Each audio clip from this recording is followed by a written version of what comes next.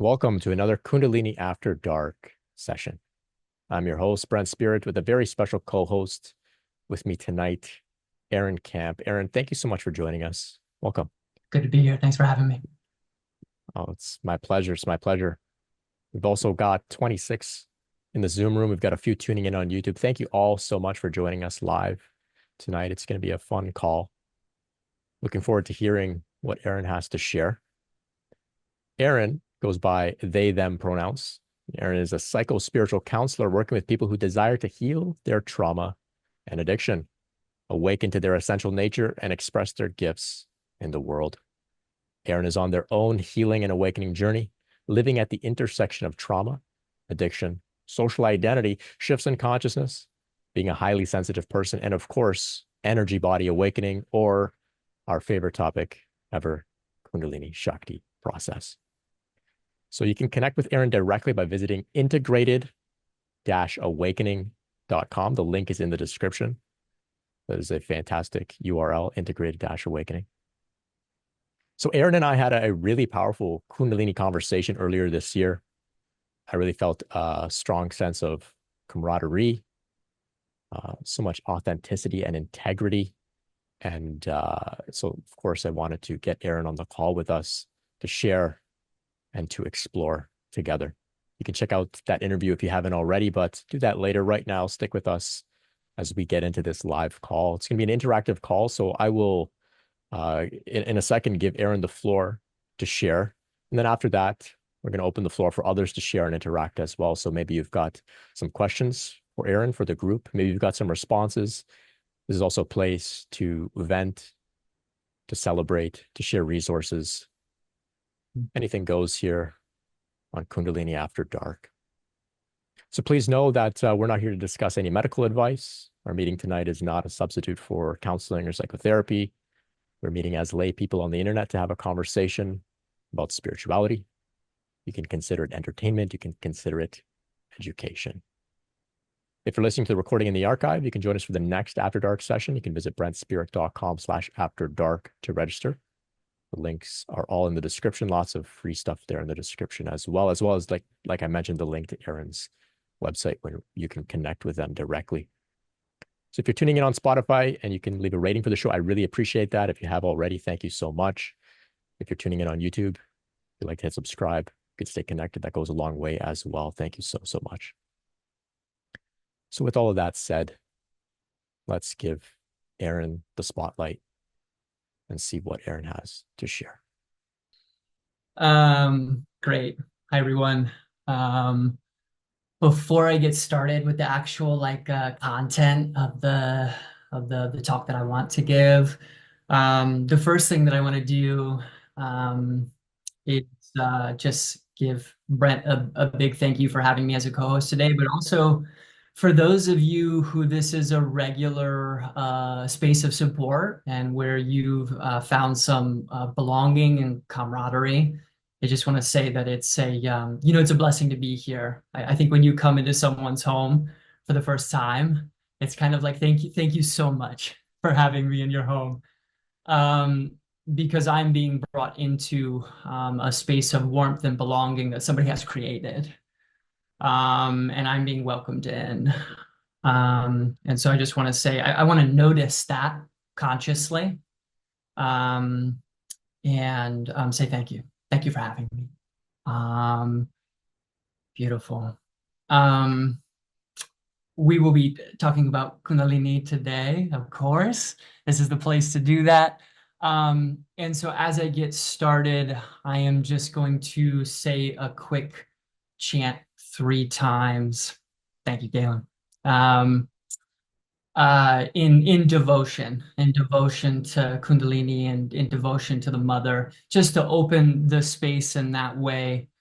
And it's just Om or Om Kundalini Ma Namo Namaha. Real easy. So if you'd like to say it with me, please do. Om Kundalini Ma Namo Namaha. Om Kundalini Ma Namo Namaha. Om Kundalini Ma Namo Namaha.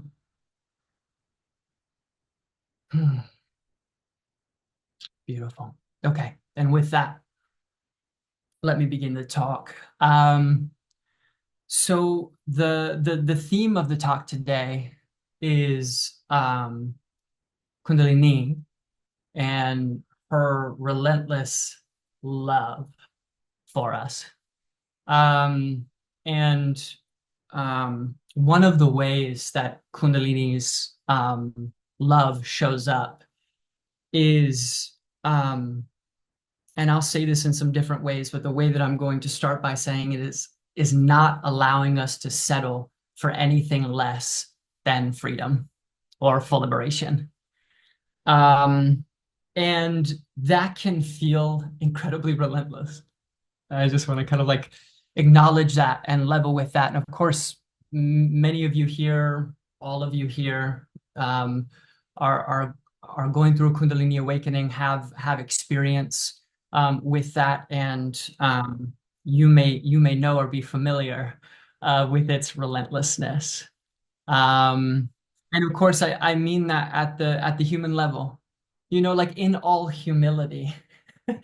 The human being can just have such a hard time. We can have such a hard time in the Kundalini awakening process. I mean, I think being a counselor, I know that being human is hard all on its own. Like, you don't need to be having a spiritual awakening to be having a hell of a time in life. But you add a Kundalini awakening on top of that, and this kind of intensification of the evolutionary process, and it can bring forward tremendous difficulty. And so, yes, it's love, and that's real. And I mean to use that word. It's Kundalini's love that doesn't allow us to settle for anything less than freedom or liberation. But that love can feel relentless because it can feel like we're just barely keeping up at times. So, with that said, what is it like anything less than full freedom or full liberation? Well, what does that really mean? And I want to contextualize that quickly and simply. Like, it's not freedom from, it's freedom to. So it's not freedom from feeling, it's freedom to feel and to feel ever more deeply. It's freedom to um, um, more and more deeply participate in life and all of the different unique ways that your soul is called to be in this world. And I want to say, like I just talked about the relentlessness as far as our humanity is concerned. Participation in life, of course, can be a great deal of joy and a great deal of fun. And I want to bring that in too, because one of the traditions that I draw on, in fact, it is the tradition that we get the term Kundalini from, is Tantra, right? Um, and that is a tradition from India that spread, and there is an understanding that Kundalini at a macro level is the ecstatic evolutionary movement of divinity. And so it is the potential energy coming into being, which manifests into all things subtle to gross, um, in the world that we live in. And why does the divine do this? Why does Shiva Shakti, to use that tantric language, do this? Because it's a joy. A strange joy at times, no doubt, but a joy all the same.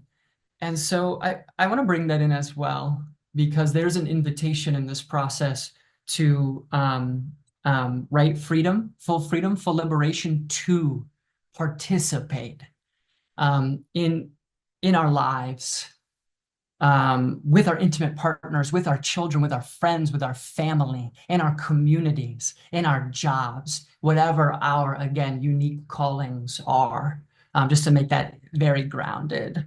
Um, and so let me take a sip of water and I'm gonna get a little deeper into this.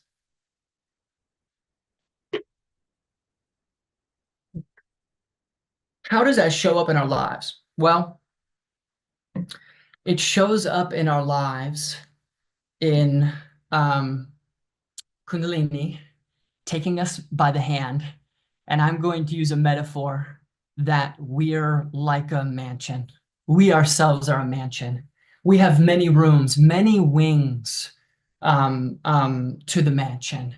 And Kundalini takes us by the hand and brings us to rooms that have been dark for a long time, have grown cobwebs, and usually have crying children in them, right? They're our children. Yes, they're parts of us. This lifetime, past lifetimes, individual, familial, cultural. It can get complex very quickly, but just to keep it simple, she takes us by the hand, brings us to these rooms, and says, "Hey, let's go in." And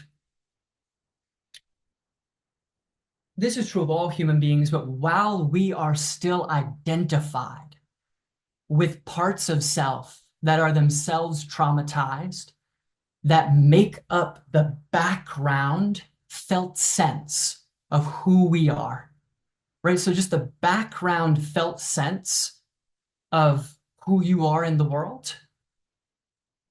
When we're brought to those doors, we go, no, I don't want to go in. There is a reason that this door is shut. There is a reason that it's locked. I didn't want to come back here, right? And that's the beautiful intelligence of trauma, that when we experience an overwhelming event, it gets cut off, it gets dissociated, and it gets tagged for later, right? For later. I don't have the resource that I need to process this now, for later, right? But by the nature of how traumatic protective structures organize, for later can just get pushed back indefinitely. And what a Kundalini awakening will do, amongst many other things, of course, will ask us to, for later is now. For later is now. And again, I just want you to imagine Kundalini Ma taking you by the hand and going, hey, for later is now. And here's the door. And we'll do it together. And we open the door, and parts of us are still screaming, right? Those traumatized parts of self that are afraid themselves of stepping back into feeling these things, digesting these things, giving them company. But as many of you already know on your journeys, as we begin to enter into these rooms, it's like, oh, flick the light on, clean up the cobwebs. This is an okay place to be. There's a crying child in here. Like, oh, this crying child is a part of me. We're gonna hang out. This kid's not so bad. And then, of course, in the trauma integration process, this kid's not so bad. And as that child feels that warmth of connection and contact, they can come back in. They can integrate as available energy, flow, and I'm not going to get into all of that, but back into the system. So instead of for later, it's now. And now they are integrated into the flow of life energy that we are meeting the world, meeting the world. And so we go room by room. We go room by room, and we go wing by wing. And Kundalini, it can feel relentless, right? But as we're doing the healing, it feels less and less relentless and more like a grace. It's like a grace. It's like a grace. And I'm not just a specialist in trauma. I have also had my own journey with complex PTSD, with addiction. In many ways, I've lived an incredibly privileged life. And in many ways, it's been filled with pain and suffering. And growing up, it felt like the rug was being pulled out from under me much faster than I could find ground at key developmental periods. And so I just want to say that out loud because I have an appreciation for this from a personal level. But as I've moved along my journey, right, moving from that place of feeling habitually victimized because that's just how, from again, the traumatized parts of self, they often feel in relationship to life, certainly in relationship to Kundalini at times, because the evolutionary pressure is just so much, um, to healing those parts of self and feeling the grace. Like, oh, Ma, thank you. Thank you for sure. I didn't even know this wing of the house was here. I didn't even know this was here. This is a whole aspect of my being that's being invited back in. That's being invited back in. And um, and so back to this, Kundalini's love comes forward as a, not allowing us to settle for anything less than full, freedom, full liberation. You'll notice when I made that concrete, what I just said was that Kundalini takes us by the hand and asks us to integrate all of our dissociated parts of self, right? And like, that's love, baby. That's love. I don't represent any particular religious or spiritual tradition, but I have experience and some roots in many. I just brought forward non-dual Shaiva Tantra, but another one is Christianity, and I think Christianity just has such a beautiful way of articulating that, like, God comes into the world and comes and finds you, comes and finds your ass, and says, "Come." Come, there is a different way to live. And the way that he, she, it does that is with love, is with tenderness and care, as well as with a great deal of, again, evolutionary light. And it can feel terrifying and relentless and overwhelming. And yes, yes to all of that. But this way of coming and finding you is what I want to emphasize there. That we can be kind of identified with these different parts of self that are hiding away and that are scared. They're scared. They're overwhelmed. Like mercy, mercy, mercy, nothing but understandable. And the divine comes and finds you right where you are.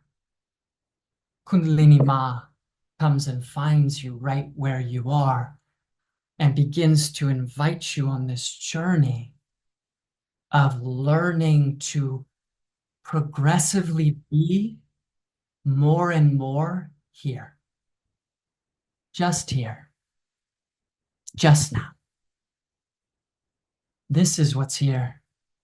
This is my life. And another way to say this is like Kundalini Ma is just inviting you to feel what's here in the moment. And like easier said than done. Again, as many, all of you know. Just to feel what's here in the moment. Just to feel what's here in the moment. And so, with that said, some other things that I want to bring in here. And I just want to say, this is the usual time that I would be at satsang with Craig Holiday, which is just like a primary lineage for me. And I was just, Craig just popped into my mind. So I just want to invite that lineage here. It's just supported me so deeply. As I say, we need company on the path. Not news to all of you. You're here. You're here, getting some contact, getting some company. But as I'm talking about Kundalini Ma's love for us and how she's desiring to, with that love, bring us into deeper and deeper contact with what's here in ourselves and in the world, to integrate it, I want to say we don't do that alone. I want to say we don't do that alone. That's so important. I want to say that I've spent a fair bit of time feeling alone on the path. It is part of trauma that we often pull in and say, I'm going to learn to do this myself. I'm going to learn to do this myself, right? Out here in interpersonal relationship, it hurts. It's not good for me. So I'm going to pull in and I'm going to learn to do this myself. And of course, oftentimes that's not total. We We have relationships with our families. We're still making friends. And yet there are parts, traumatized parts of self that are still in that mode. I think it's best that I'm going to do this alone. And again, that's quite all right. They come forward and integrate in their own time. But having said that, we don't do this alone and we need company on the path and on the healing journey. I just feel so powerfully in the room. And we don't, to be sure, I'm looking at this picture right above my screen. I have a picture of Nityananda, a great Indian guru of the 20th century. And we do it with our spiritual team. So our spiritual masters, our guides, our angels, this kind of thing. But we also need to do it with other human beings. Plant medicines, it's wonderful. But we also need to do it with other human beings. And I want to both acknowledge that when trauma is in the loop, when complex PTSD is in the loop, that other human beings are not an easy proposition. It's like, oh, no, I'm good on that. I've done that before. I know how that went. And we're social primates and we need one another. And we need one another. And so as I'm talking about, once again, Kundalini Ma's love and this not allowing us to settle for anything less than full freedom, full liberation, we find that in an elegant mess, the elegant mess of life. My process has been a mess. It's been nonlinear. The people that I've found along the way, I've graciously stumbled into through the guidance of life, through my own intuition, through my own desperation and need. I just need this now. I can't not do this anymore. I'm just reaching out. And in that elegant mess, we reach out and we find one another. And all the more reason to acknowledge the kind of preciousness of these spaces, the space that Brent has created, other community spaces, spiritual community spaces, healing community spaces, where you can bring all of yourself, most of yourself, whatever portion of yourself, that it's like, oh, I can feel contact with other people. Because I need that. I need that to find my way. The only reason that I am standing here today is because I've had so many people's love bring me here. And again, Kundalini, yes. My own soul's love, yes. Spirit's love, yes. Spiritual masters, angels, and other human beings in the nitty-gritty of life. And it's weird that I didn't anticipate that the talk would go this way, but I'm just gonna check my time here for a moment, but I'm gonna bring it here. And that relationships are messy. Relationships are messy. Support relationships are messy. I said this in my interview. I have a lovely intimate partner. We'll be coming up on our 7-year anniversary, December 19th. And the first 3 years was just an absolute grind and was incredibly difficult. And there were a lot of dynamics that we were playing out that were just so painful on both sides. And we came to a moment where we were about to end it. Like, gotta throw in the towel. Like, no, gotta part ways. And we just about did.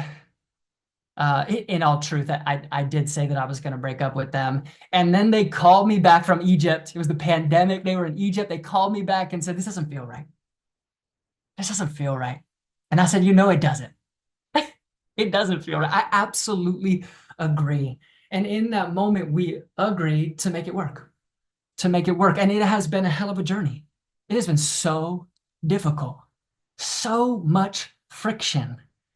Moving through the attachment trauma, the difficulties in the relationship, the desire to cut and run, I can find something better somewhere else, etc. Why am I talking about this? I'm talking about this because relationships are hard. Human relationships are hard. Like, the relationships that you're in life, like really good friends, family members, children, intimate partners, the ones that you can't just cut and run, right? The ones that aren't just matters of convenience. They're hard. There are things to work through in the field. They bring up our stuff, we bring up their stuff. Those friction points can become points of evolutionary ecstasy, to say it poetically, but we can grow together instead of growing apart. And we need that. We need that on the path. I'm going to thicken up this point just a little bit more, and then I'll wrap the kind of this portion, and we can get into some Q&A and be engaged together. I'm looking forward to that. But I just want to give a sense of this from attachment theory. And again, some of you will be already familiar.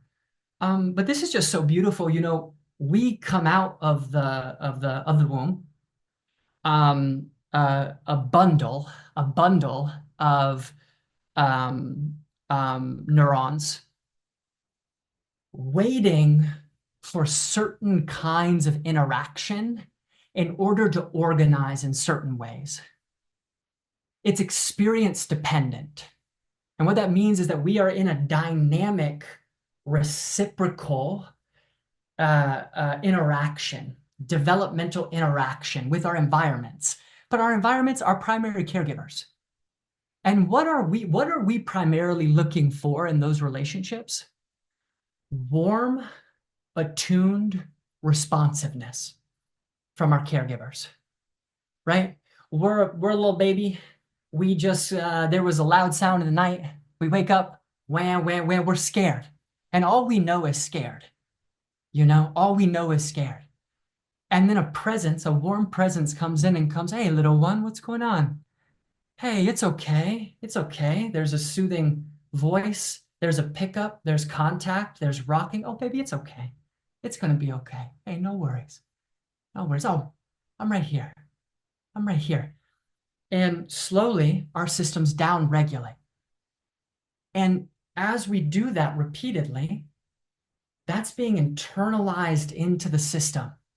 And what is it internalized as? Our ability to feel safe in our bodies, our abilities to feel safe with other people, our abilities to feel safe in the world.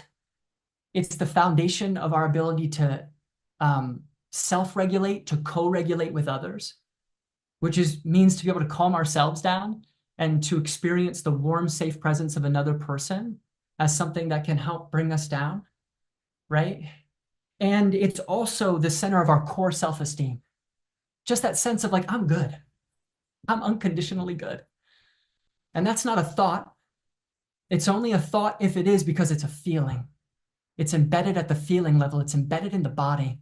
And it's embedded in a relationship. Did you hear that? The reason that that's there is because somebody loved me, loved you. And the only reason that any of us made it here is because someone loved us, even in the midst of all the trauma, even in the midst of all the trauma. And the reason that I bring that up is to talk about the depth of the importance of relationship, to give it that biological foundation, lets you know just how deeply ingrained and non-negotiable it is. It is what we're living in. Our relationships with our caretakers live in us. They live in us. And they continue to live in us as we're relating to other people. And, you know, we could, this is a whole place where we could talk about this much, much, much longer. But let me just thread this back around to the initial of my talk.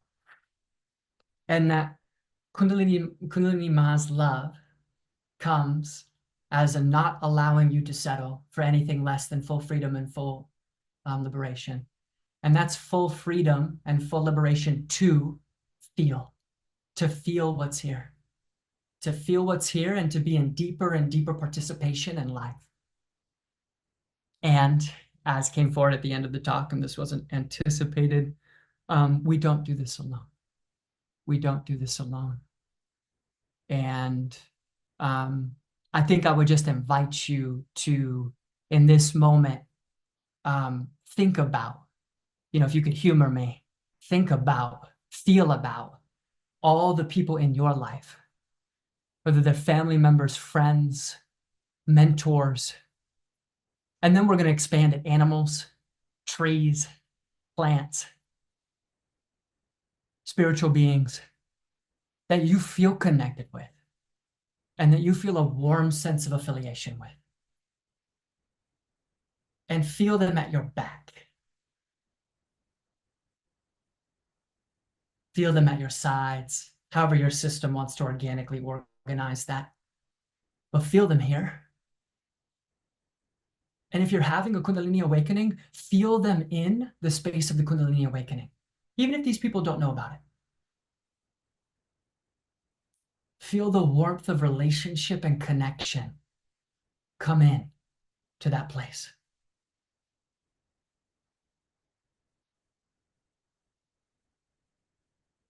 And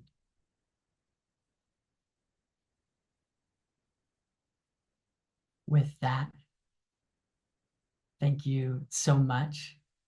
And yeah, just open the floor to anybody who has questions, comments. I know Brent's space is a really, really open one.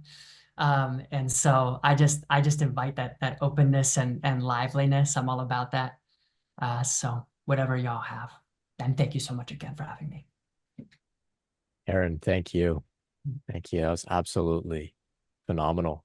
So many incredible themes woven together so nicely in your share. Thank you. Thank you. So we'll open the floor up now for others to share and to interact. Aaron's here. With that said, it's very flexible. Maybe there's something really pressing on your mind that you want to share about. You can take the conversation in any direction. Before we get into that, I want to invite you once again to visit integrated-awakening.com. The link is in the description if you'd like to connect with Aaron further. And a special thank you to all those that have offered a donation at any point. It allows me to do this work. So thank you all so much for all of your support, all of the engagement online as well.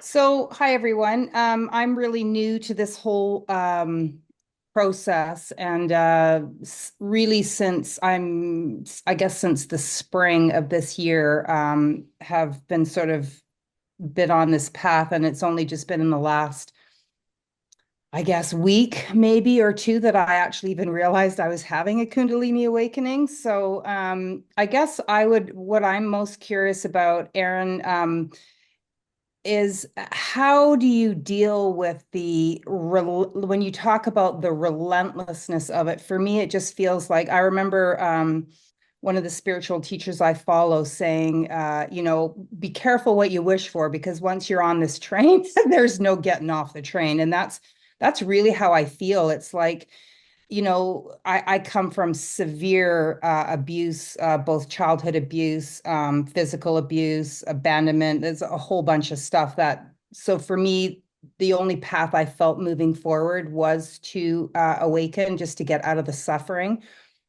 And had I known then that it would just increase the suffering even more, even though I've had some really amazing moments through meditation, I've had like all kinds of really cool things happen. So I know I'm on the right path, but for me, it's just getting out of the misery of the day-to-day where it's just the same shit, different day. Like I feel like I'm on the Truman Show with Jim Carrey, where everything is just the same, and you just hit rewind and it's just the same day over and over and over again. And there's just this sense of just the doom and the gloom of, because there hasn't been a lot of joy and happiness in my life. So I really feel like I'm just rolling a ball uphill, and I feel like I'm never going to get over the edge. And so I just, no one can say, well, you're going to awaken on this day, because obviously we already are awake. But like, is there at some point where the joys or the satisfaction starts to come in? Because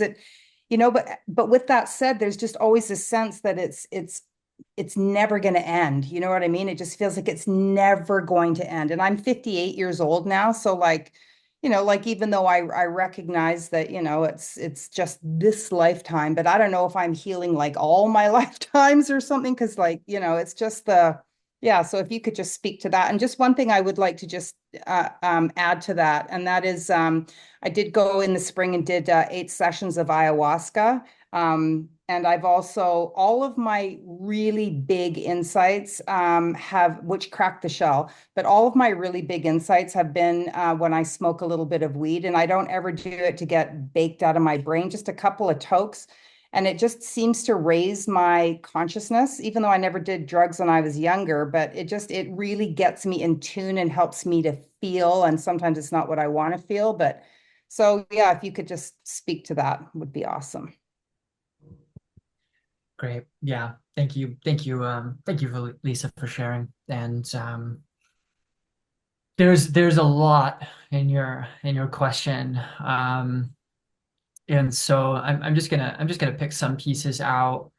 Um, um, One of them is, and I'm glad that this is coming forward now, because I kind of wanted to say this during my talk, is that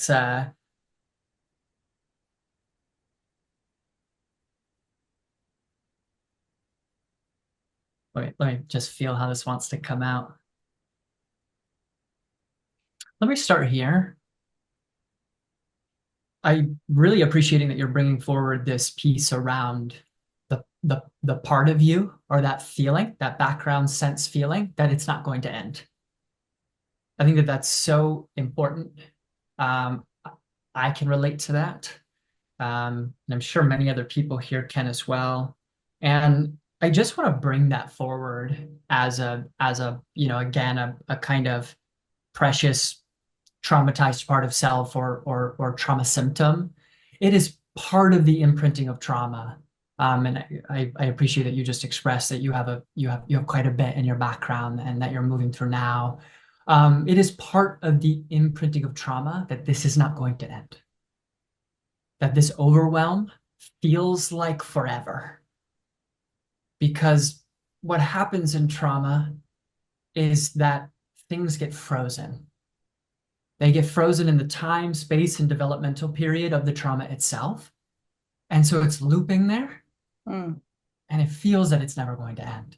And this is the trickiness of the trauma, of complex trauma and a Kundalini awakening, is that the process, like you said, if I knew it was going to intensify this much, Mm. you know, and so those trauma imprints, those traumatized parts of self, were already having a hard time with life. We're already feeling overwhelmed. We're already feeling that was never going to end. Then the Kundalini comes and it intensifies the process even further. And now those parts of self are relating to that. And they're going, oh my God, no, no, no, no, no. What the hell is this? And the other thing that happens there that I just want to voice from just my background in trauma, is that our systems are organized in a particular way to maintain some kind of stability, to be able to move forward, of course, of course.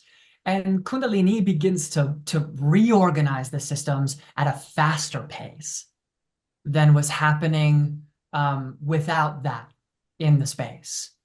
And so that also, it feels like we're in touch with more traumatic material than we were. It feels more right at the tip, or right at the surface, because the Kundalini is bringing it there. And like I said, bringing us to these rooms and bringing us to the wings of the house. And I want to honor that can feel incredibly, and does feel incredibly overwhelming, especially when you have a high traumatic load, like you're telling me that you do. And, um, you know, the other thing that I want to say is that the freedom comes when we can be here, be with what's here without feeling overwhelmed by it. It's like, oh, fear's coming, oh, my addiction's here. Oh, like whatever's arising. And like, okay, this is, I feel intense, but my feet haven't left the ground. Like still have my legs beneath me, Mm. and I can feel this as it arises in the system. And I say that because it's so powerful. As I work with my clients, as I work with people, I often tell them the freedom doesn't come because this comes to an end, because you stop feeling this, because we're kind of in process. It comes because you feel stabilized enough, integrated enough that as things arise in the system, you're not feeling taken out by them. You're not feeling like you need to blast off to get away. And now, having said that, does it get easier? Yes. Yes, it does. Mm. Yes, it does. Absolutely. I feel that my own life is just evidence of that. And the people that I work with's lives is evidence of that. So I just want to say yes, yes, yes, yes, yes. But there's this subtle point about a part of us projecting a moment in the future in which it's going to be better. And that moment is always now. Mm-hmm.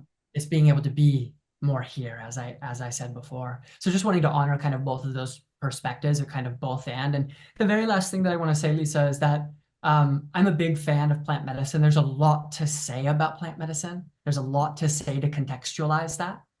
But clearly, you told me it's good for me. Mm-hmm. It works for me. Awesome.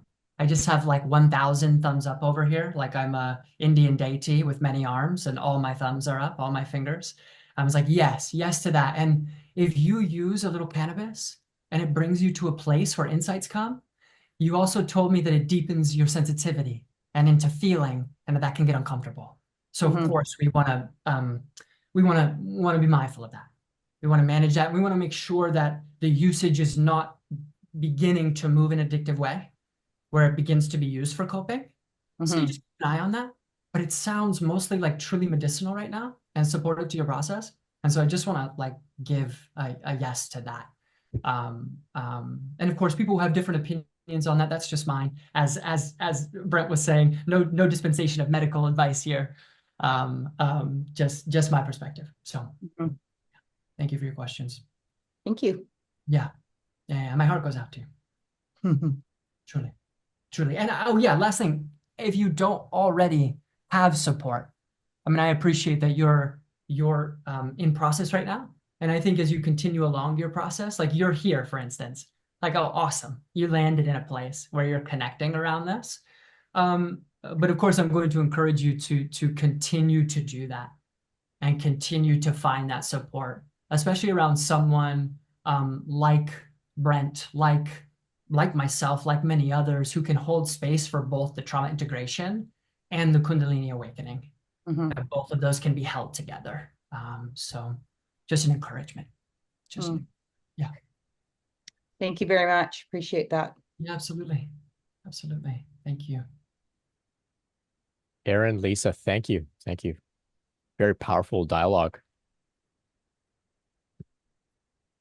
It's really impressive to see, Aaron. You're clearly drawing from your clinical experience, speaking of trauma, but within this framework of this thing called spiritual awakening and Kundalini awakening.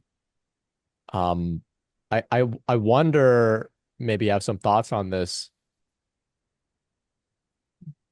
Do you think, in terms of the language that we use, the understanding that science has of trauma today, do you think that has surpassed some of the traditions of the East in a sense? Oh, okay. So I love that. That is such a in my most, so this is also a nuanced answer. This is what I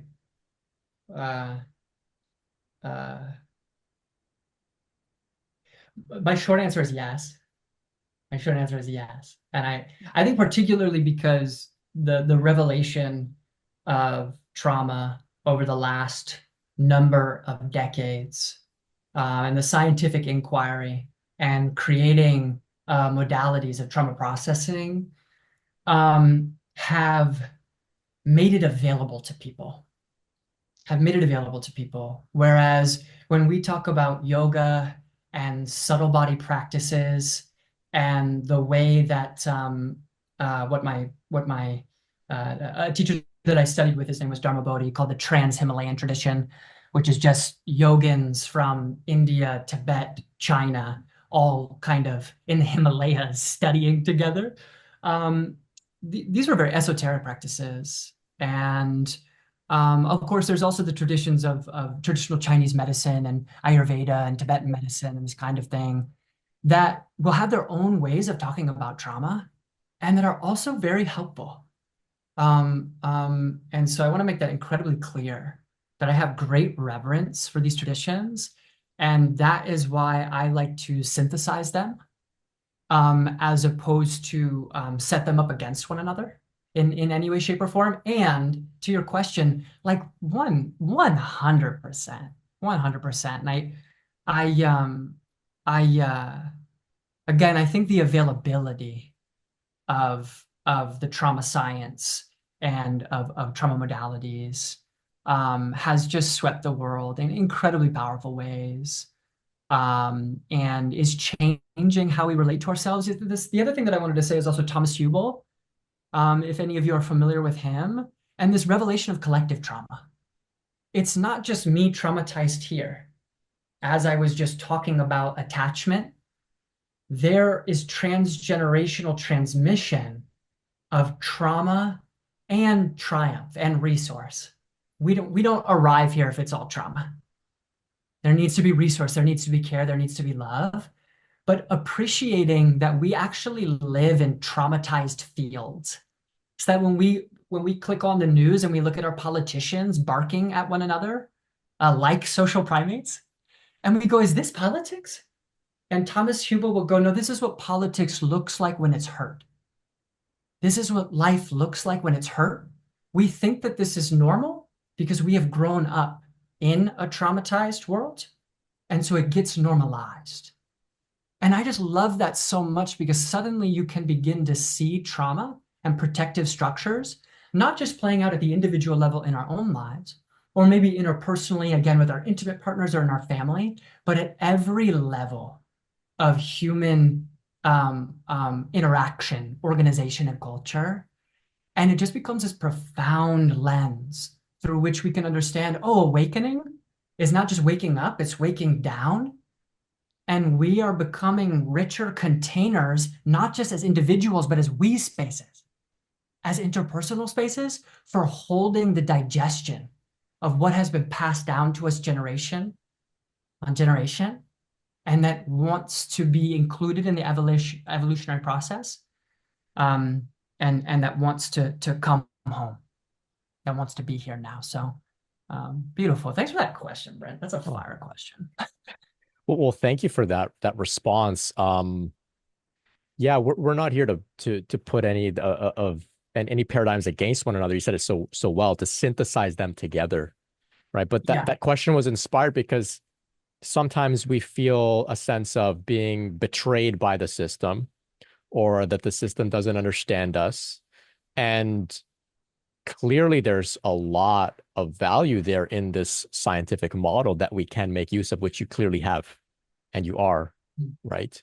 And so I've seen some therapists, for example, say, I don't want to be in that box anymore. And they branch out to become a more holistic healer or coach and give up their license and whatnot. Because the system can be limiting. But there's a lot of value there, I think. And one thing that I like to think about this process, so sometimes people will ask very specific questions about their awakening.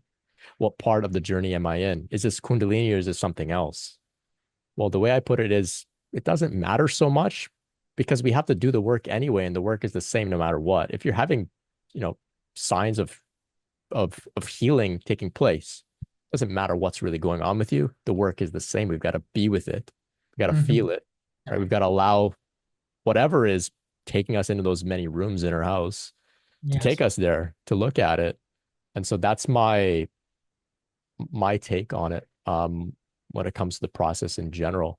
I'm curious if you have similar ideas around where or what point a person may be at in the journey. Is that um is that important in the way that you work, the way that you've understood your journey and those that you've worked with? And if that's a bit of a convoluted question, please let me know. I can rephrase it somehow. No, in fact, will you ask it one more time? Yeah. Yeah. Yeah. No, So for some, there seems to be a clear emphasis on the various stages of the journey, oh, I the see. various phases. Whereas in Yes. the way that I've seen it, it doesn't matter. Do you have any sense of this? Yeah, yeah. Again, definitely a both and moment again. I mean, I think it's that fundamental desire to be oriented. And that's like again like a deep biological drive. All of you are oriented to the room that you're in right now. Like your body is able to feel safe where you are because there's an unconscious sense of orientation. And that is so valuable. And yet this has been a huge part of my own journey, like this kind of self-reflective, like where am I on the path and learning models of awakening and learning my da da da da. And there has been a helpfulness in it, but it can also become the mind neurotically self-referencing itself about where it is trying to find orientation on top of deeper trauma activation that doesn't feel oriented at a ground level, at a bodily level. And so people are reaching through the question of where am I on the path? But the real cry is for support in the here and now with feeling what's present. And that is displacing their natural, innate felt sense of orientation. And Bill, I do want to say, Brent, like again, I think I said this during our interview, but your space and your channel is just so profound because like people get on the path initially and they are disoriented. They are just, I mean, Lisa was just talking with us about that, right? I mean, and so they need to be onboarded.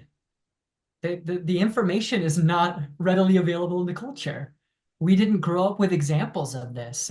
It's not like we begin to experience something. It's like, oh, I've heard about this. I've seen other people with this. Like totally, they go, what the hell is going on? That definitely happened to me.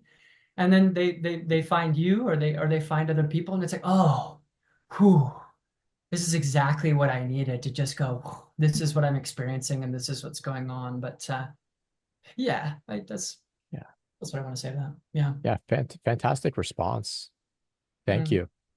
Thank you. So we'll see if anyone else has a share, a question, Totally. anything coming up. You can raise your hand on the call. You can share an audio or video. Let's hear from David here. Yeah, thank you, Brent, again for holding the space, and Aaron for joining us with your wisdom. It just reminds me again what was presented last week, Brent, with that sketch, the journey of Kundalini. Perhaps I can show it quickly again for Aaron's sake. Ultimately, at the end of it, let's see if we can get some light on again.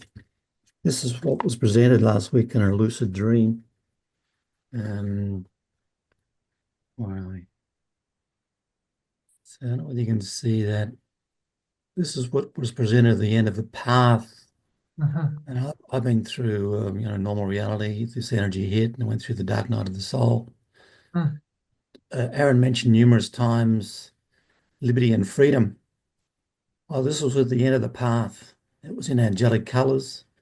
It was glorious, vivid whites and astral blues. So the Statue of Liberty.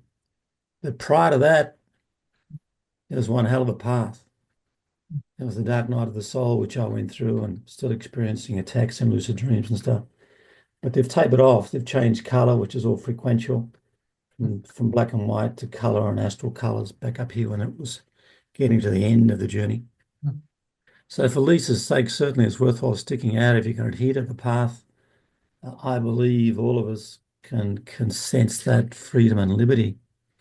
This was very clear. It was more vivid and more colorful than our colors. But back here, this is a year or two ago, the journey was absolutely black. And there was a door where I could have exited, which I think was that square section somewhere. But I didn't. You know, we're not alone. I keep saying that. And so I was saved by those in the other realm.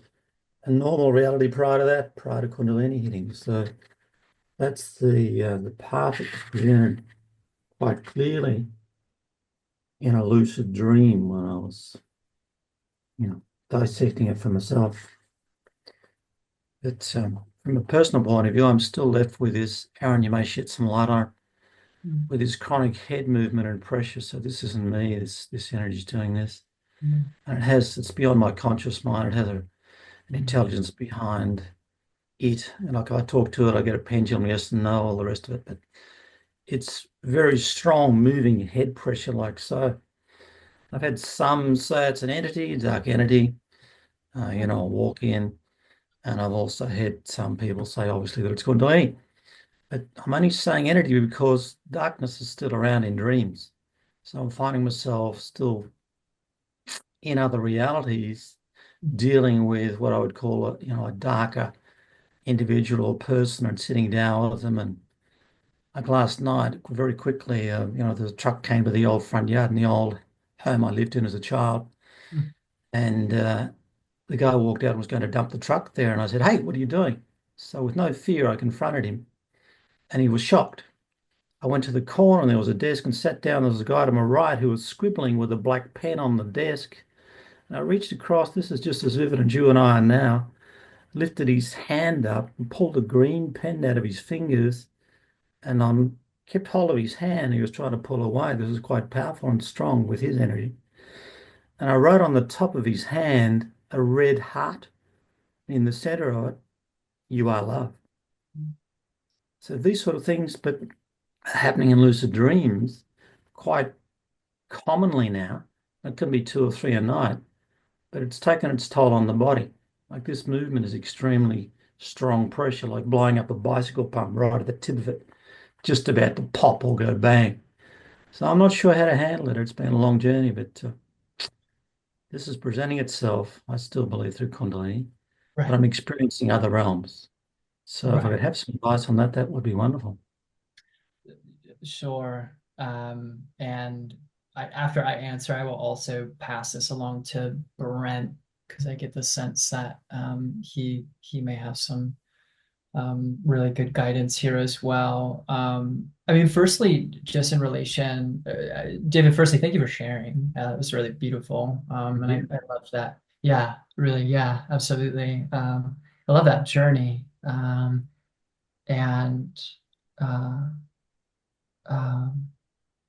I just want to start with that head pressure of like, yeah, totally, right? Like that definitely is, of course, things can be many things. And that sounds like Kundalini to me, but I want to honor like again, that word relentless comes to mind.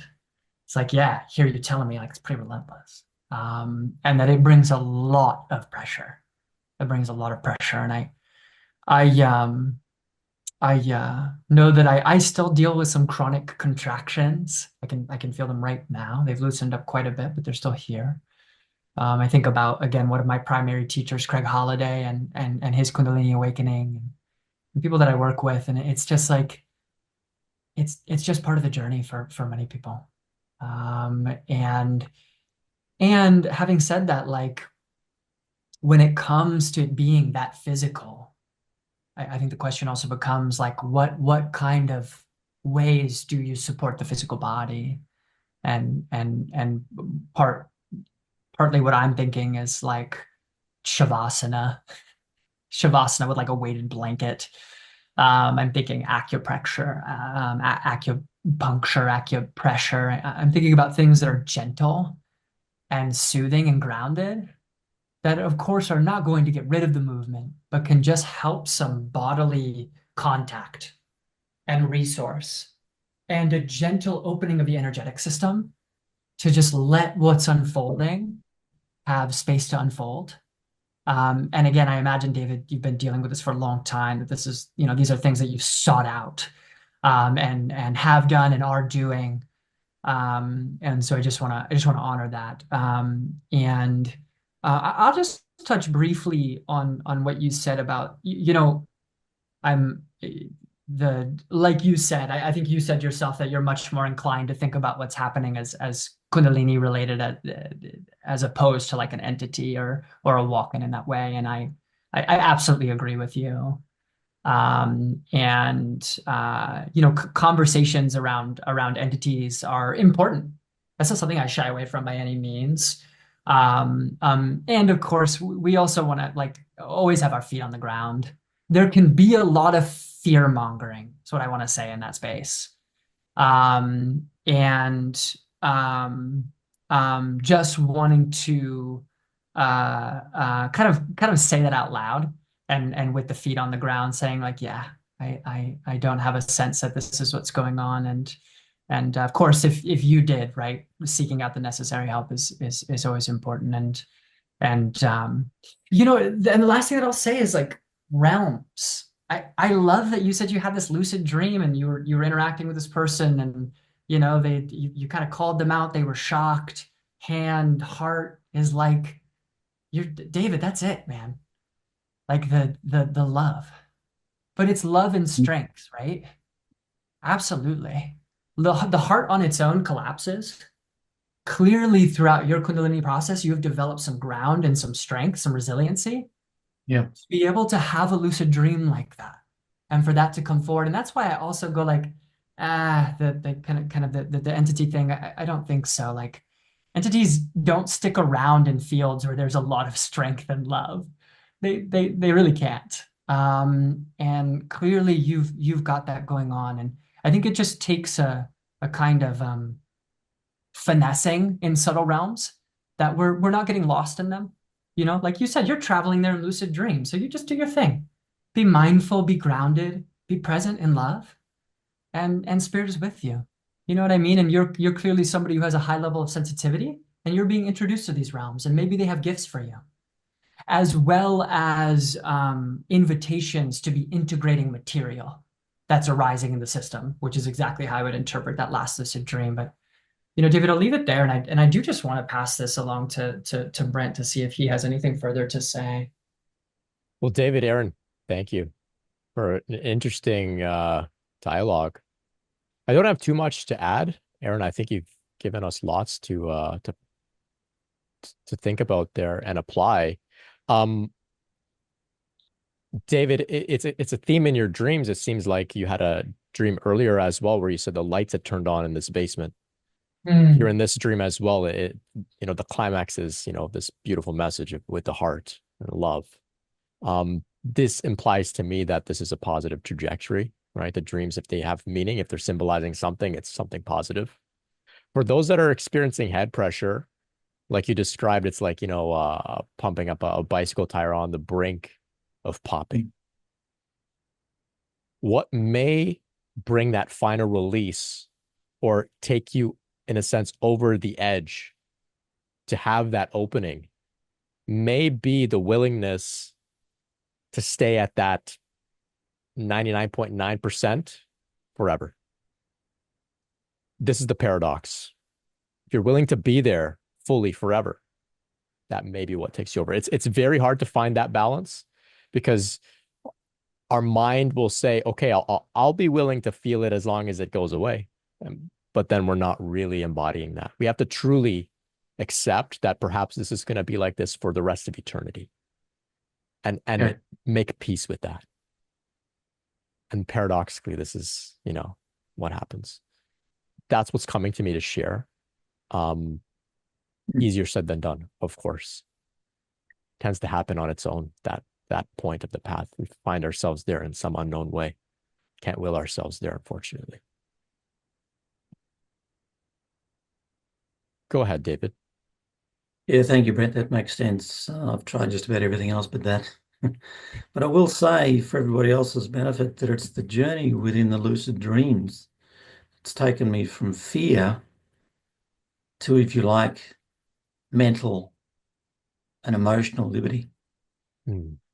So out-of-body experiences has been the journey which has given me the strength and courage to sit here with this.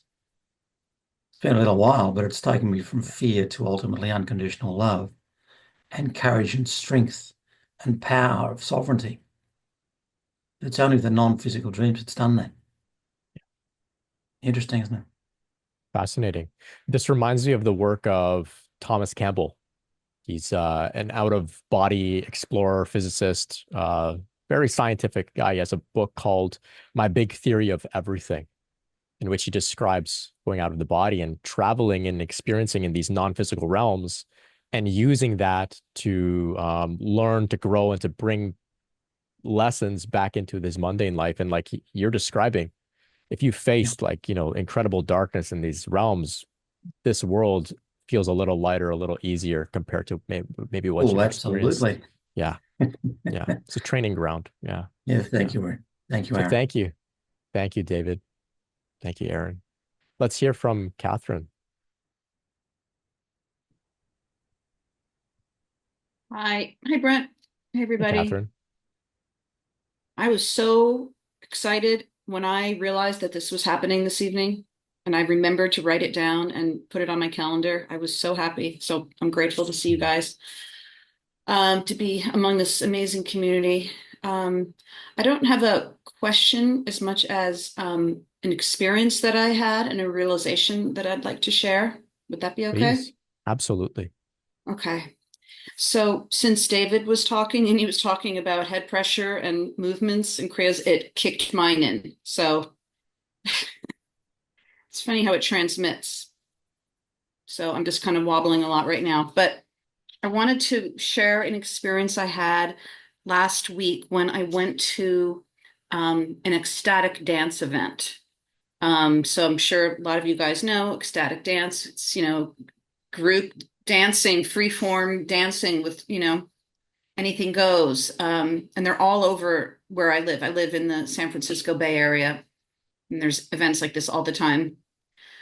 I have known really deeply that I need to not be alone so much. I need to be around other people. So I wanted to go to be around other human beings, but I didn't want to interact with anyone. I just wanted to be around other people. And I love dancing, and I have so much energy that needs to move through me. And I thought, oh, it's going to be perfect. But I was shy for a long time and did not want to go to this ecstatic dance event by myself. But I finally got my shit together and I went, and I had such an outrageous experience. I I mean, I've always had very strong kriyas, very frequent ones, but something happened that was just mind-blowing. Kathy, did not dance. I was danced. I was danced for hours nonstop. It was relentless. It eventually, it was so exhausting, actually. Like, how there's like spontaneous mudras, right? Which are just in your hands. My whole body was a mudra, and the music was so good. And it was like the best dance music. And I was so in this deep process of being moved. And I danced in the most elaborate ways that I probably would not maybe dance normally. It was just me in my mind. So it was just this mind-blowing experience that I was just completely immersed in Kundalini, and it was moving through me, and it was beyond anything I've ever experienced. And I was so glad that the lights were dim, because I felt like I was making a scene. Like, then I realized, you know what? Everyone on this dance floor is dancing like a freak. Everyone is all over. There's contact, improv, and all kinds of shit. So I'm like, no one is going to notice me.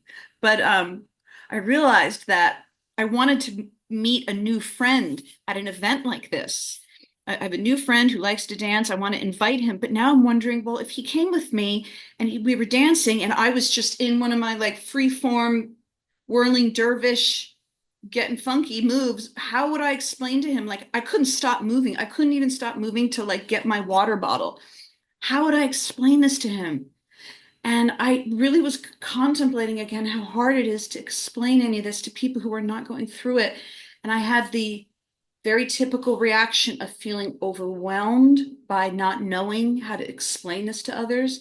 The mind shatter, this overwhelming feeling of, you're going to fuck it up, you're going to confuse people, you can't explain this, you're all alone, all alone. There was so much mind chatter that came up around my ability or my desire to be able to explain to my friend why it is I couldn't stop moving. And the realization I had was that I have developed this ability now to, when that frenzy of fearful, anxiety-based thoughts come up, I'm able to find comfort in it. I'm able to find a peace, a ground, an okayness, and have yet another level of realizing I have no idea what's going on and it's okay. You know, that this liminal space is such a mystery, and there's so much, it's so frightening. But that ultimately I'm more in contact with the part of myself that knows that I'm going to be okay. So in terms of being disoriented on the path, I know my progress is around how much I'm able to be a friend to myself, to be an inner friend, and to love myself through all this crazy shit that's going on, and to bless myself, and to have self-love and self-compassion. And the realization is that arises out of the chaos, that this inner self-love arises out of the unknown. And I just think that's a beautiful realization that I just wanted to share for anyone else who feels like the scariness is never going to end, you know, that there is this point where you will be in contact with the truth that you are completely okay.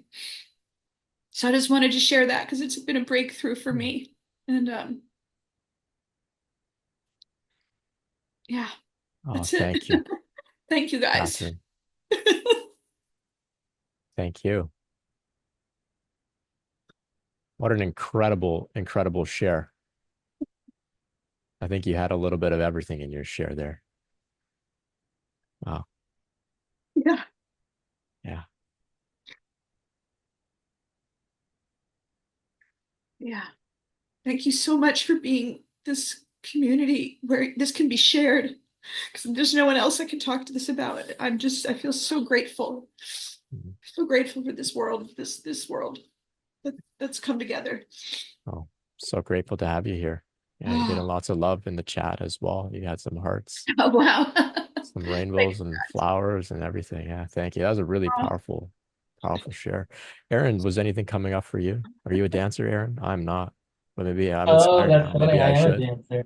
Yeah. I am a dancer. Yeah. I love movement, and I just I think about you being you know, kind of overtaken by the goddess, you know. Yeah. Yeah, yes, that's right. That's right. It's really a great blessing, you know. No, A great blessing. I know. that's what's so You didn't feel completely that way. fucking nuts about it. Yes, no, I totally hear that. And I heard that in your share. I heard the parts of you that felt just kind of like scared and overwhelmed. Like, what the hell is going on? What is this energy? I feel kind of taken over. Yeah, totally. And so just wanting to provide a little contact and love there. Like I hear that it was both like a magical and a very overwhelming experience simultaneously. And I think you said that so beautifully in the kind of deeper acceptance arising out of the chaos of the unknown. If you know, it's gonna be okay. It's gonna be okay. I thought that was incredibly powerful. Incredibly powerful, and something that everybody on the path needs to hear in just the way that you gave it, right from personal experience. And so I just want to echo Brent. Thank you so much for that share. It really, really touched me. It's incredibly Mm. Thank you. Catherine, will you find your way back to an event like that? Well, I'm actually thinking about it nonstop. I'm like, all right, Wednesday's coming up. It's every Wednesday night. It's in Oakland, California, in the most amazing ballroom. It's gorgeous. It's like, and the people, it's like the most beautiful people you've ever seen. Like everyone looks like they're a yoga teacher, you know, it's like, but I think I'm gonna go. But yeah, I'm thinking about inviting this friend of mine. I think he's pretty tuned in, so I think he might be okay hearing it, but it's you know, just, hey, am I going to go get taken over again? And all right. Yeah. I think I'm going to go back. Awesome. Yeah. That's And awesome. like you were sharing, after David's share, you began to experience Mm. Yeah. some energetic movements. It's perhaps it will uh spread to your friend too. It's a little Oh, contagious. wow. So funny. Catherine, I also wanted to just offer, like, um, if it were to come up that your friend ask, that you can offer a simple response. Oh, When tell me, I'm here, what would you recommend? and energy just takes me over, Oh yeah. Yeah, that's right? cool. It just boom, and it just could just leave it. Yeah, that's really amazing, actually. Totally. That's Totally. simple. Yes, nice and simple. Thank you, guys. Simple. Yeah. Thank you. Mm, Mm. Thank you. Yeah, we'll see if anyone else has anything to share, anything coming up in response. Maybe you've had some ecstatic dance experiences. Curious. Tom's got a share here in the chat. There was an ecstatic dance movement in the 19th century in India. I don't know much about it, but you can Google it. There was Mm. also an outbreak of ecstatic dance in France several centuries ago. The Kung Bushmen of southern Africa awakened Kundalini through dancing. It seems Chit Shakti Kundalini loves Mm. dancing. Mm. Wow. Yeah, yeah. Wow. This is a YouTube comment? This is from Tom in the Zoom chat, Oh, this and is okay. I I'm want gonna to, ask well, Tom to share as well. Tom had shared earlier about some experiences of trauma and some of the ways that he was able to manage it. So I can ask Tom to unmute and see what Tom has for us. Good evening. Hi, can you Tom, hear me? yeah, if you could speak up a little louder, that would be Of good. course. Thanks. Yeah, what question were you asking? Well, you had mentioned here in the chat about some trauma you had experienced and some ways that you were able to resolve the anxiety. So Okay. you're welcome to speak about that, but anything else that's coming up Okay. for you. Is that, yeah, when I was 3, I was lost lived in Montreal, lost in a park for God knows how long, but picked up by the police, found by the police and brought home. And I wasn't running away. I was only 3, so I didn't really understand much. That came later. What happened in the year 2000? I Shaktipat had Shaktipat, awakening of Shakti in me in 2003. Had meditated with mostly blissful, really wonderful experiences until I relived in very deep meditation, relived the experience of being lost as a 3-year-old. Um, but it wasn't just like watching a movie. It was like I was in the 3-year-old body and mind, and I was experiencing it. I felt terror and anxiety, and when I came out of meditation, I thought, well, I just did that meditation, so it must be resolved. But I was very wrong.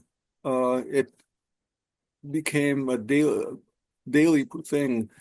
Wake up with anxiety and go to bed feeling anxious, horrible anxiety and panic attacks all day, and half the night sleep about 3 hours, have anxiety in my sleep and dreams, wake up feeling anxiety, and no matter what I tried a bunch of different things. Anyway, what really helped about with that one thing, the being lost thing, there was a lot of other stuff that went on, but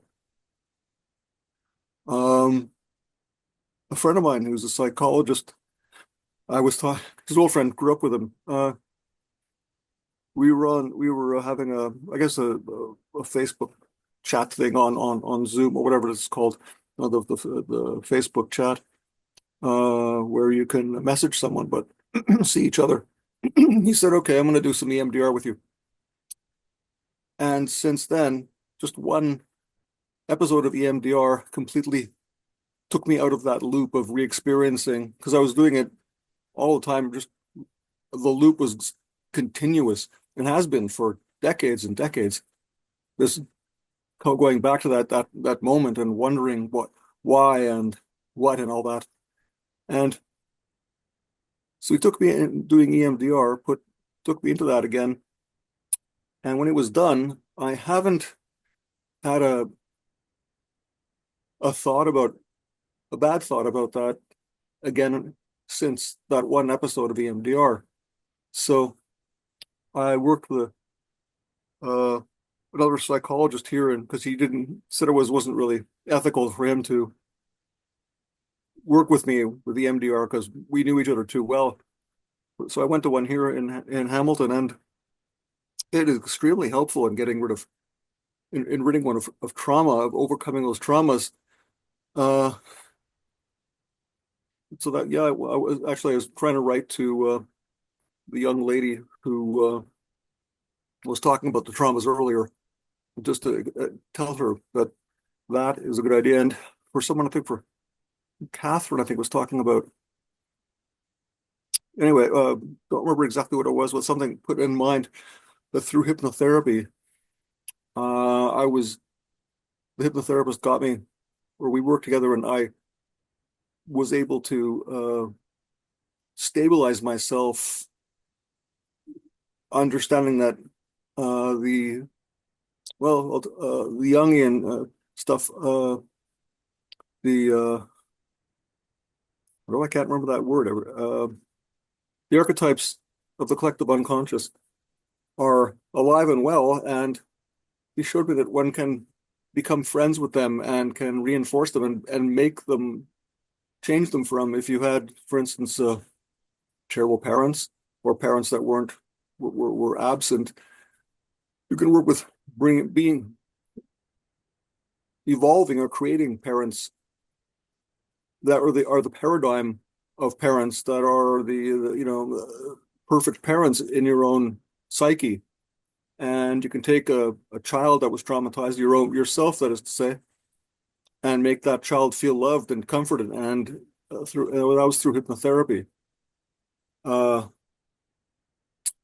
those are some modalities that one can use, that I've used.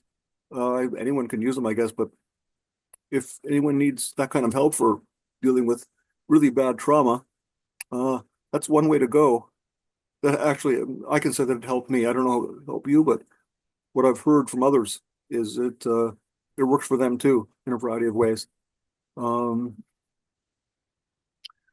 was going to talk about medication. For me, medication has helped. I don't like it, but I just don't like having to take anything because I'm too arrogant. But I just don't like, it's like I shouldn't. Why me? Oh, I don't need medication, but I do. So if it helps you just to get over the overwhelm part, fine, do it. It's there. Use it. It's also made up of, Kundalini. Everything is. So it's just a form of, you can talk yourself into that. It's another form of the goddess, and it's helpful. Who was it said that about LSD?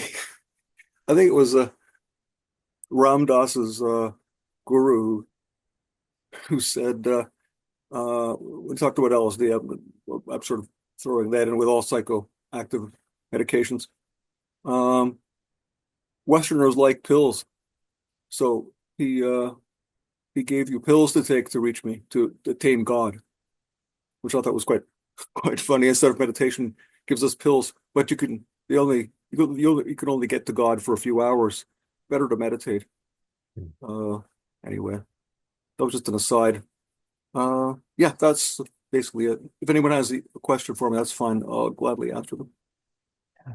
Thank you, Tom. Thank You're you. welcome. Great approaches to healing. Yeah, the EMDR has got like tons and tons of research backing it as well. Really, really powerful stuff. Yeah. Galen's sharing in the chat here. I went to an ecstatic dance last year and was called to do some grid work at the space. Really trippy because I had been there before as a child and also remembered I had different vivid dreams there too in the past. It was outdoors. It was a battlefield during the Civil War. It ended with a sound bath healing where I was mainly breathing out of my nose. And when I got home, I noticed the inside of my nostrils were completely black. Felt like a huge release. Wow. Another trippy trippy ecstatic dance experience. Very interesting. I heard of another type of dance event thing called 5 rhythms. Maybe some are familiar with this. I don't know much about it, but a friend of mine also going through Kundalini awakening was mentioning going to 5 rhythms. Yeah. Well, thanks for sharing, Galen. Alchemist Frequency Healer on YouTube shares, how's everyone feeling tonight? My body is acting out a lot. The Kundalini is trying to take me on a ride on a rocky road. Been getting more pain. I feel a little crazy. It's reminding me that Kundalini is in charge. Yeah. Yeah, the relentlessness of Kundalini is our theme tonight. So, Aaron, I've got a bit of a theme to ask you about. I think it will be relevant to others here as well, which is this theme of moving into service, expression, right? You've got your YouTube channel. You're clearly doing amazing service work.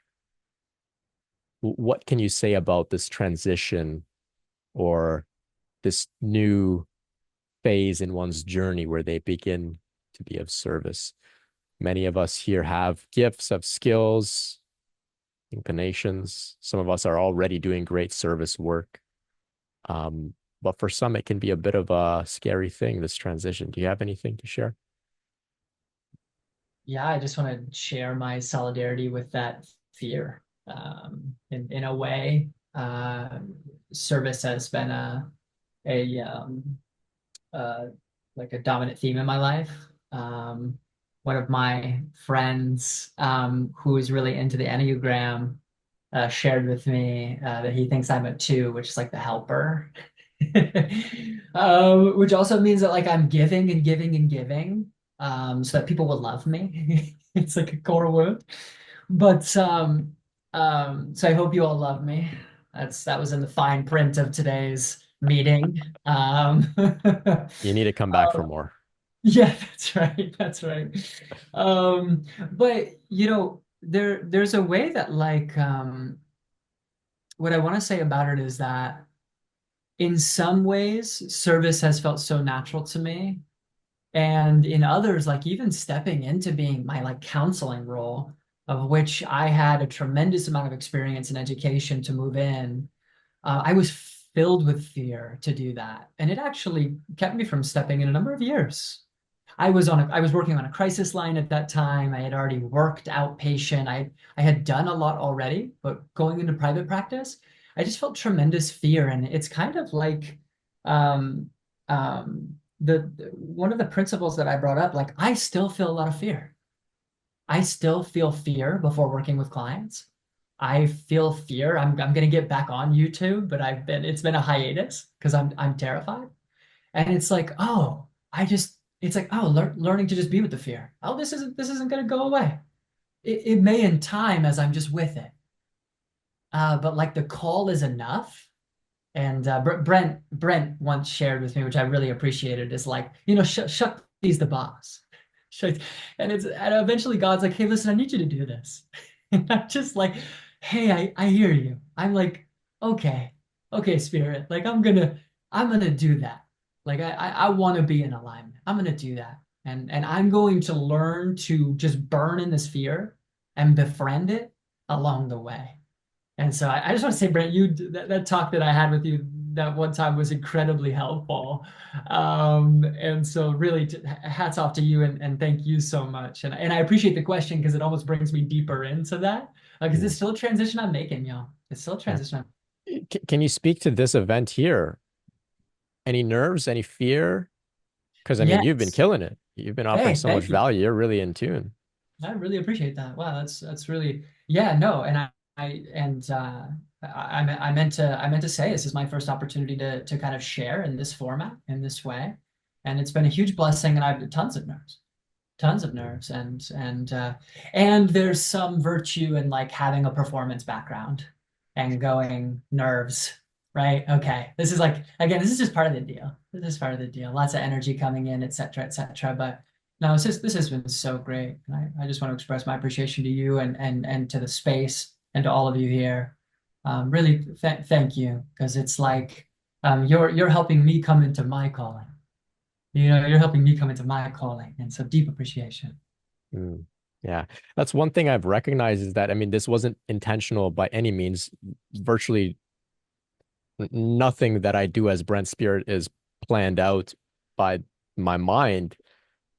It's just turned into this space where I open the floor for others to share. And we've had people share music, light language, poetry, and it can be a little bit of an incubator of sorts, or a little bit of a rehearsal for the big show one day. I don't know, but it's the space is available. And if people have some things coming up and they want to share in a community here of people that get it, more than welcome to. More than welcome to. Galen's asking here in the chat, can you speak on imposter syndrome for stepping into service work? Anything coming to you, Aaron? Yeah, yes. Imposter syndrome is real, and there is a way. It's kind of like I just said. You learn to burn in it, and you learn to befriend it. You learn to befriend the imposter in you. Because there's like, I also want to say there's virtue. There's virtue in the imposter. The virtue is like, you want to know what? I'm new to this. I'm new to this. And like I'm not wanting to negatively impact people. There are maybe other fears beneath that. I don't want to be rejected by people because there's anyways, there just can be very deep dynamics, but all to say that like I would be worried if you didn't experience imposter syndrome. I would be worried if you didn't experience imposter syndrome. Because what that tells me is that you are probably out of touch with the deeper tenderness and fear, and your guns blazing, and you think you're hot shit, and the imposter just asks you to slow down. But it's that delicate balance of like slowing down, but not being held back. And the last thing that I just want to say about that, and Brent, I'm sure you have something to say about this too, is and I think potentially Tom is just that I was working on a crisis line for longer than I probably needed to be, really scared to step into my role as a psychospiritual counselor. And you want to know what? God's gracious. Like Spirit gave me the time. It's like, okay, hey, you're afraid? Like take your time. But of course that pressure builds. And it's like, oh, but this is what I really want to do. This is how my heart really wants to express. And so then finally stepping in and just like going, oh, okay, I'm not waiting for the fear to go away. I'm stepping into the fear as part of coming into service, as part of coming into service. And so, yeah, that's how I would speak to that. But Yeah. Brennan, I'm curious. Incredible. Yeah. Yeah. It's actually something that I, in a sense, study when I observe others that are doing this type of work in any capacity. And I studied it and I continue to study it in order to soothe my own fear, reluctance, imposter syndrome. So, for example, now there are many stories attributed to the Buddha. Of course, some of them aren't true. But what I heard was that upon the Buddha's enlightenment, he thought, I can't teach this. Who's going to understand this? How can I express this? So even he had reluctance to be of service, the Buddha, right? So this is why I try and look for these stories and these examples of a human being that is moving towards sharing despite not being totally perfect. Sometimes we feel like I have to be perfected and then I can begin. But actually, if there was a way to be perfected, it's through service. That's the next leg of the journey. That's the next fire to jump into to purify oneself, is through service in whatever capacity. It doesn't mean that you're on here, doing stuff on the internet. It can be in any other way, so many ways, incognito ways as well that don't look overtly spiritual. I know even Matt Kahn, for example, I heard that he would give a great talk, and Matt Kahn is a phenomenal teacher and speaker. He would give a talk And then he described, he said after the talk, he would ask his business partner, Julie, hey, was that any good? And she would say, like, what do you mean? Like that was incredible, right? So even Matt had those feelings, and I would say, okay, I'm gonna take note of that, right? So I can go on and on. I mean, even if we look at, say, Abraham Hicks, Esther Hicks, when she began channeling Abraham, right? It began and it was just her nose moving up and down, spelling the letter by letter. That's how the message was coming through. And over time, her nervous system became more acclimated to that energy. She became more comfortable with it, less afraid. And now, if you look at Esther Hicks now, decades later, it's the greatest speaking you've ever heard, right? So even there's a journey of development for, you know, all that have been in service, including the Buddha, right? Including the Buddha. So let that be an invitation if you feel called to begin sharing in some way, right? And you can even lead with it and own it and say, hey, I'm still a work in progress. This is just what I've been called to do. I don't really want to do it, but it seems like this is what I have to do. So here I am. And then nobody gives you a hard time about it, right? Everyone knows you're human. Let's hear from Tom. I just had a question. I'm not familiar exactly what imposter syndrome is. Could you define that for me a bit more clearly? Um, it's generally speaking the feeling that you're a fraud, that you're not who you are purporting to be, right? So some may say, you know, people might find out that I actually don't know what I'm doing, right? And so this can hold people back. And what's interesting is people feel like they're an imposter with decades of experience and degrees and credentials, and maybe they've got awards, and still some part of them feels like this is all they've tricked everyone, or somebody's going to find out that they're tricking everyone, right? So that's generally what it seems to be. Typically, people do move through it over time, right? Over time, but for some, yeah, it's a pretty heavy thing to carry. Instead of a thought of it was some Woody Allen film where he's invited a young lady over and he wants to appear intellectual, so he opens up various books and leaves them open around his living room to make it appear like he's reading these heavy-duty books on Jung and Freud. Wonder how many people have actually done that. Yeah, yeah. Well, see, he's actually an imposter. For many who feel that way, they aren't.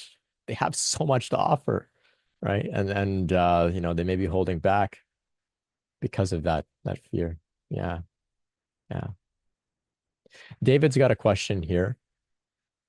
Does anyone else at the beginning of the journey had what felt like a 20-pound weight heavy above the head / the crown chakra? D shares, when I have fear thoughts, past trauma related fearful thoughts, there's heavy energy. I now try to say, it's okay, I'm okay, and comfort myself. It lessens. Yeah. Interesting share. Aaron, anything coming up for you in response to the heaviness? The only thing for me, I mean, these phenomena can be so difficult to interpret, but David, I'm certainly right there with you at times, feeling that pressure in the head. And I also want to say that that pressure right above the crown can be like an energy of grace, like coming in, and it can feel like it has a heavy or crushing quality, because it's incredibly powerful. But that can also, you know, usually we think about, especially related to Kundalini, like pressures or different things being blockages clearing. But in this particular case, it could be, again, an energy of grace, your own soul's force, coming in. And so I appreciate you already shared, like, you are clearly an incredibly sensitive person and incredibly sensitive to subtle energies. Yeah, absolutely. And so that would make even more sense that you may be experiencing something quite quite beautiful. Again, it just comes with a crushing quality. And you know, if I could just say real quick, Craig, my teacher Craig will sometimes say like, you know, I didn't make this world. If it were up to me, I wouldn't have made it this way. I would have, you know, we would have made a nicer place. It wouldn't be so hard, but you know, we all laugh and go, but I didn't make it. You know, as Brent said, Shakti's the boss.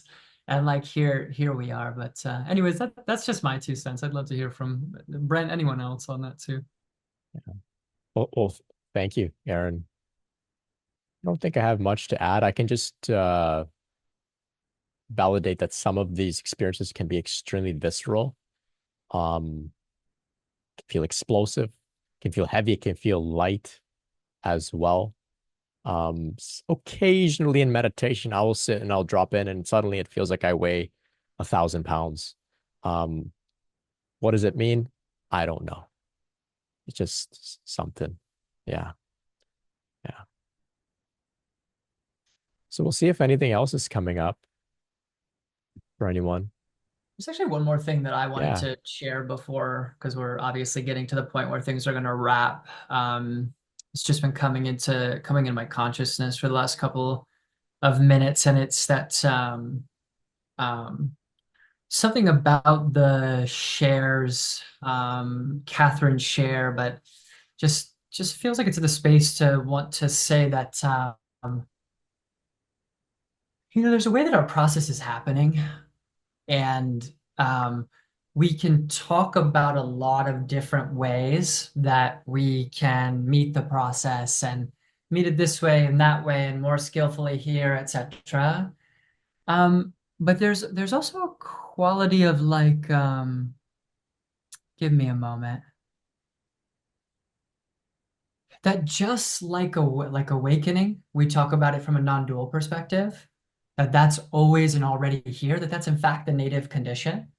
And for instance, Adyashanti, I heard him once on a talk, you know, the real question we should be asking ourselves is, how are we unenlightening ourselves?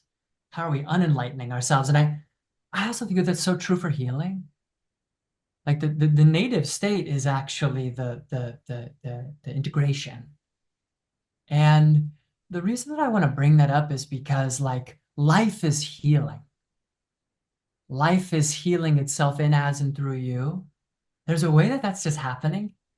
Sometimes in my sessions, the person that I work with as a client, so the person who's holding space for me, at a certain point, he'll say something like, you know, at this point, you might just feel like you can let go.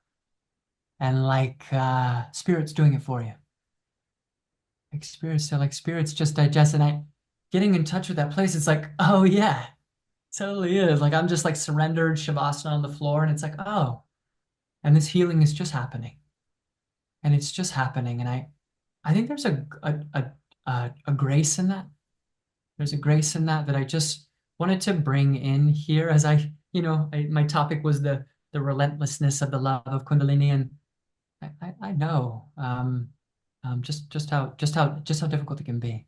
I'm wanting to bring in that note of grace and that kind of self-healing quality of life, and inviting any of you to just kind of touch into that as I'm talking about it, and it's kind of coming into the room, because it's a precious resource, and it's always here. It's always here. It's always here. So thank you.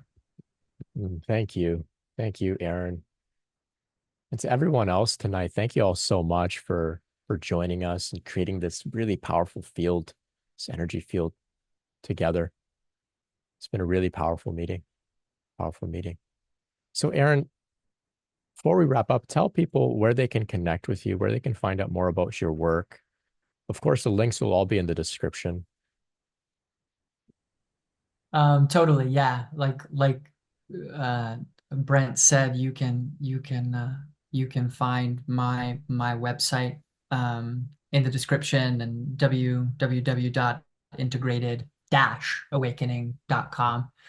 And you can find out more about me there. If you'd like to get in touch with me, my scheduling is like offline right now.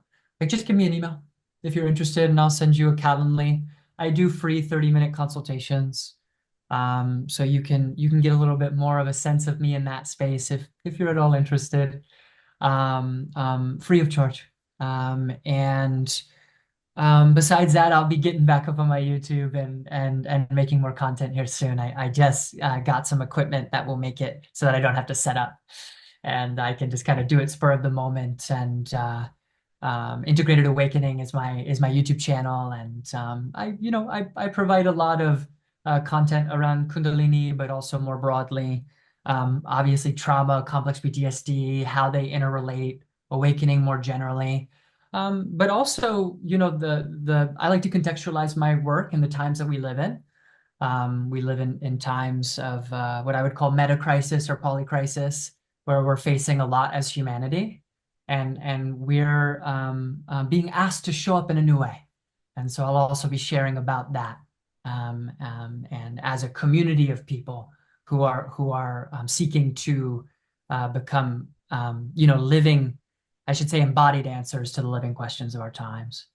And so, yeah, beautiful. Brent, thank you. Thank you so much. And again, thank you everyone else. Really, Thank so you. much, Thank you. Thank so you. much And fun. Aaron, I feel like jumping in here and just sharing, because this is going to live on the internet forever. While you're so graciously offering 30-minute free, that may not be forever. And so if anybody reaches out in 10 years, please don't give Aaron a hard time about that. Okay. But what a generous offer. And thank you so much for sharing here. Thank you all for your questions, for your shares, for your support, your resources. It's really, really incredible. Really, really incredible. Thank you all. There's a lot of stuff in the description. Check it all out. Some free courses.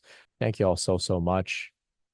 Thank you. I think we're gonna have to invite Aaron back for some more shares, and maybe this will be the beginning of having some more co-hosts on as well. See how this is all evolving. It's just taking a life of its own. I'm just here clicking some buttons and stuff now and then. That's about it. Thank you all so much. Much love, everyone. Let's get some sleep. We'll catch up soon. Take care.